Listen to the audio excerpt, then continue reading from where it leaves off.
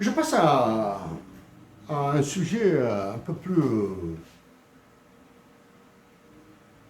assez anecdotique, qui paraîtra anecdotique pour certains. À ce ministre de Moudjahidine, vous et quelques ministres algériens, vous allez exécuter ce que je dis. Même sans être président de la République, vous exécuterez ce que je dis. Ok? Même si vous l'exécutez, même si vous l'exécuterez dans 3 mois, dans 6 mois, vous allez l'exécuter. Ok? Ce ministre des Moudjahidines, à travers la PS, qui annonce l'organisation de séminaires en Algérie sur l'impact et les effets de la révolution algérienne sur toute l'Afrique. Arrêtez de faire le mariole là. Arrêtez de faire le con. Ce que je défendis, ça je l'ai défendu en 2015. Et je n'ai jamais cessé de le défendre. Ok?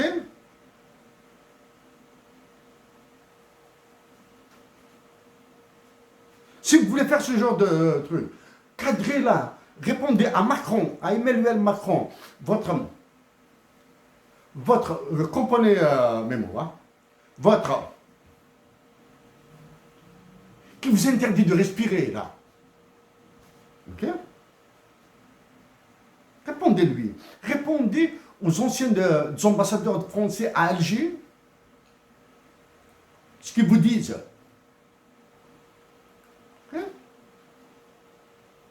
Depuis combien d'années n'avez-vous pas exécuté Kassaman? Même pour le 5 juillet, même pour le 1er novembre. Kassaman, parce que Macron vous a interdit. Voilà. Et dans le domaine de la finance, dans le domaine de l'économie, vous allez exécuter ce que je dis. Ok?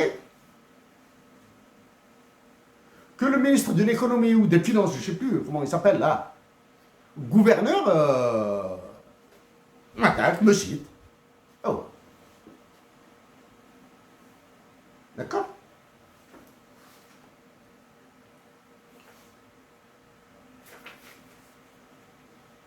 Il y a d'autres éléments. Chers compatriotes d'Algérie, l'élection de septembre 2024 doit avoir lieu. Que je sois candidat officiel, c'est-à-dire rajouté, ou pas, l'élection présidentielle de septembre 2024 doit avoir lieu. Elle doit avoir lieu. Il y a un risque. Le risque de coup d'État, il est permanent en Algérie. Le coup d'État est permanent en Algérie. D'accord? Il doit avoir lieu, là. Maintenant, comme je l'ai dit avant, parmi tous les candidats algériens, tous les candidats à la présidentielle algérienne de septembre 2024, moi, je soutiendrai, personnellement, je soutiendrai tout candidat qui proposera la libération immédiate et dédommagement des détenus politiques. Ok?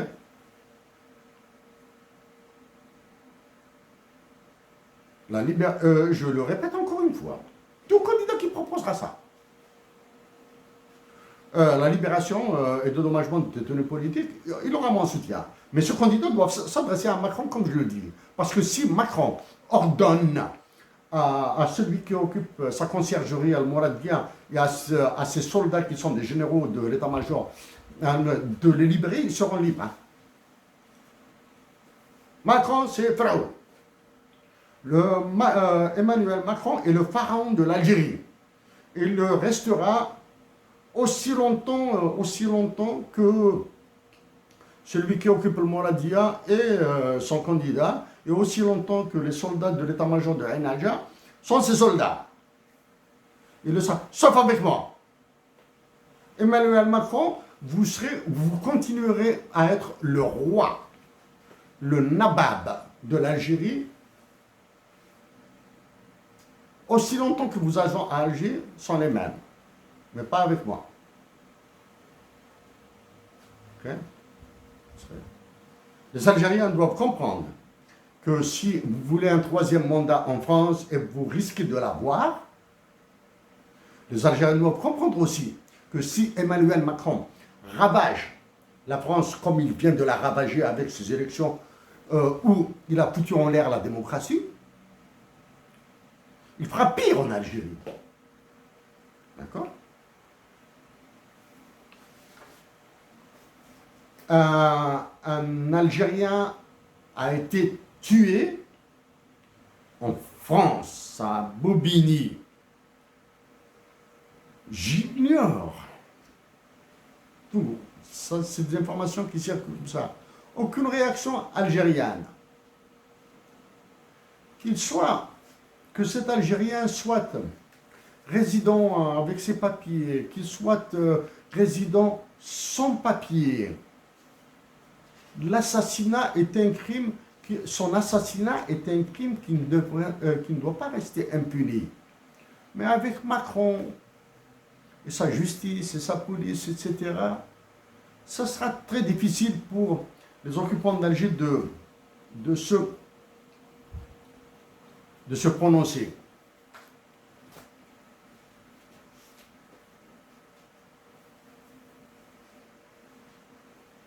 Je répète, l'élection présidentielle de septembre 2024 en Algérie doit avoir lieu. Au final. Le mouvement ravageur qui s'appelle le Hirak, qui a appelé par le changement, a abouti à un coup d'État de 2019. Il a un double coup d'État en 2019. Le départ de l'ancien président et l'installation d'une marionnette. J'éviterai de rentrer dans le détail de l'élection 0% à Béjaïa, 0% à 0% à Tizouzou, 6% à Béjaïa, etc., etc. Ça, c'est un truc, j'ai pas envie de revenir sur la loi électorale, etc. La loi électorale en Algérie, elle a une très grande qualité. Pour Emmanuel Macron, il n'a pas de minima.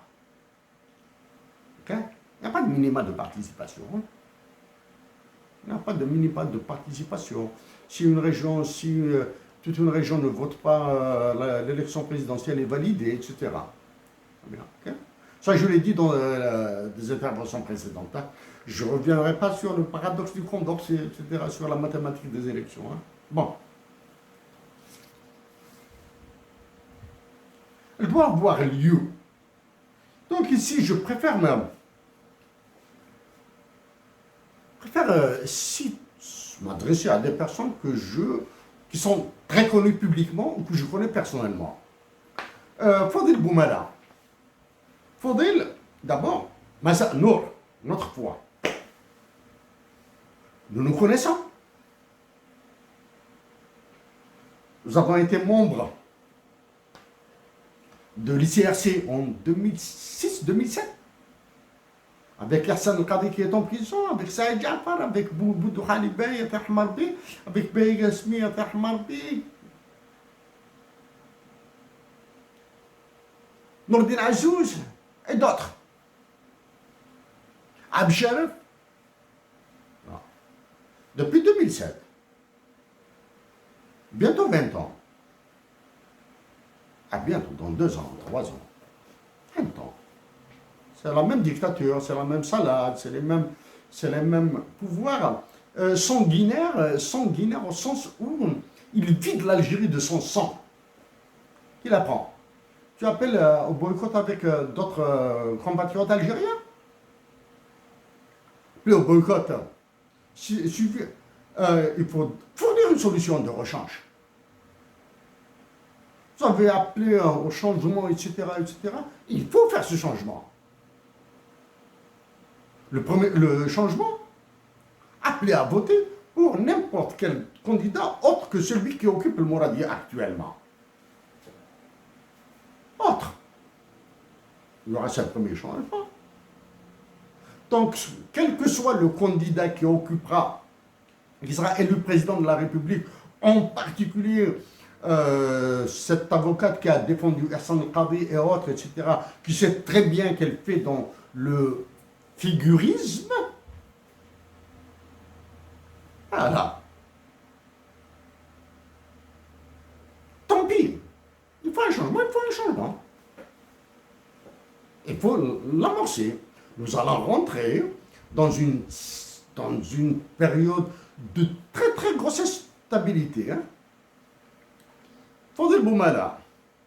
Toi, Fodel, hein? Fraternellement, Fodel. Hein? Donc, fraternellement, je suis prêt à débattre avec toi publiquement. Je te rappelle que si toi, tu as été au Parlement européen pour dénoncer le pouvoir en Algérie, moi, j'ai attaqué de front le Parlement européen de Strasbourg. Là. Ah, je me suis adressé à son président, l'italien. Je me suis adressé à la diplomatie européenne, Borrell, etc. Hein, en des termes assez sévères. Hein. Ce n'est pas le Parlement européen qui travaille pour les intérêts de la France, de l'Espagne et de l'Italie, particulièrement en Algérie, qui va me défendre. Ok? Faut qu'il y ait ce changement.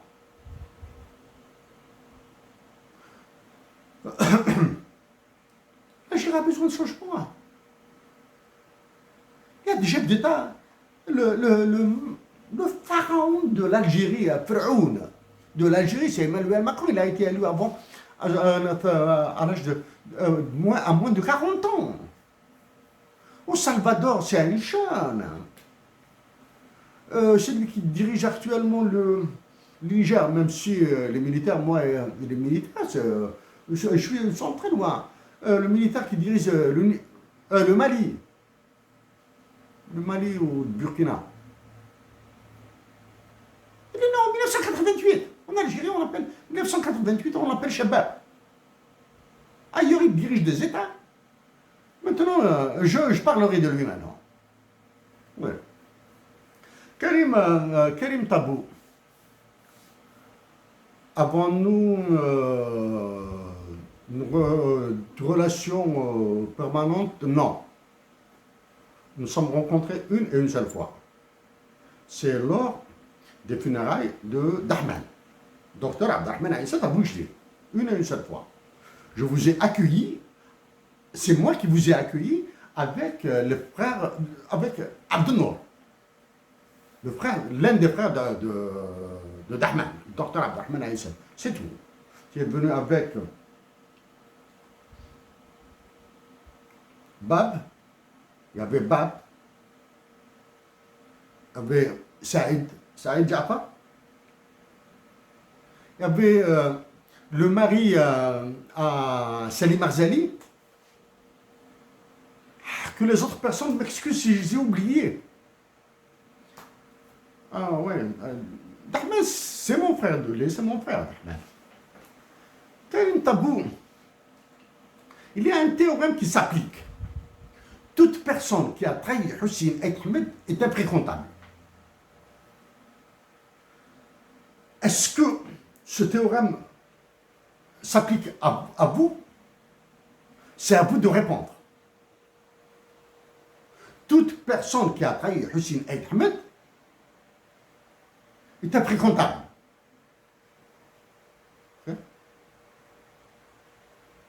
Ça, c'est un théorème mathématique. Hein? Tu as appelé au boycott avec, je m'excuse, je te tutoie. Tu as appelé avec Fodel et d'autres compatriotes algériens au boycott des élections. Ces élections ne donneront absolument rien.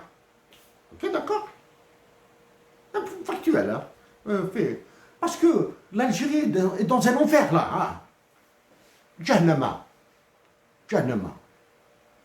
Mabakar, moi j'ai situé Mabakar avec le gouvernement, les généraux. J'ai appelé à une révolution des œillets. C'est-à-dire, j'ai appelé à un renversement des généraux par des généraux. algérien ne doit pas être télécommandé par des généraux américains, russes ou français surtout. Les Français, là. Comme ils le font au Tchad. D'accord? J'ai appelé à une révolution des EUI. Mais moi, je me bats contre Emmanuel Macron, contre Terrani, et je suis en bagarre permanente avec le FMI, la Banque mondiale. Moi, je suis en mesure d'affronter la Banque mondiale et le FMI, le Fonds monétaire international. J'ai été à Washington, je leur ai écrit 90 000 lettres. Je me suis adressé à des économistes. Le dernier que j'ai lynché est le résident permanent de la Banque mondiale à Alger. Comment il s'appelle Kamal Braham. Quel que soit le futur président de la République algérienne, après, sauf moi, ne pourra pas respirer devant la Banque mondiale et le FMI. Hein. Le FMI, la Banque mondiale donnent des ordres. Les Algériens, le gouvernement algérien, les généraux algériens les exécutent. Il y a maintenant cette histoire de généraux, d'officiers généraux qui vont se retrouver dans l'office public. Je le dis et je le répète. La violence en Algérie est devenue inévitable. Il faut la contenir. D'accord?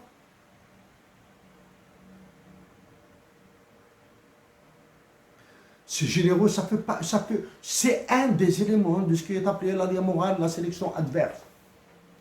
Parce que les entreprises économiques algériennes seront ravagées. Et puisque les directeurs généraux, les présidents directeurs généraux et les ministres, comme celui de l'industrie là, qui nous casse les pieds là, elles ne sont pas capables de faire quoi que ce soit, parce qu'ils auront peur de la réaction des populations. Là. Donc ils envoient des militaires au machin là, au four. Les soignés, ils vont se sucrer, ils se sont déjà sucrés. Ils se sucrent à longueur d'année à la Banque centrale. Ils se sucrent à longueur d'année sur les contrats. Il suffit de voir Terramine, les Turcs, les Indiens, les Chinois, etc. Ils se sucrent à longueur, le contrat de l'énergie, etc. Ils se sucrent à longueur d'année. Ils se sucrent sur le taux de change, ils se sucrent partout. Karim Tabou, donc, Karim Tabou et Fodil Boumalé, l'élection présidentielle de septembre 2024 en Algérie doit avoir lieu. Je ne veux pas tomber dans le panneau de m'adresser aux autres candidats. Hein. Je dois dire.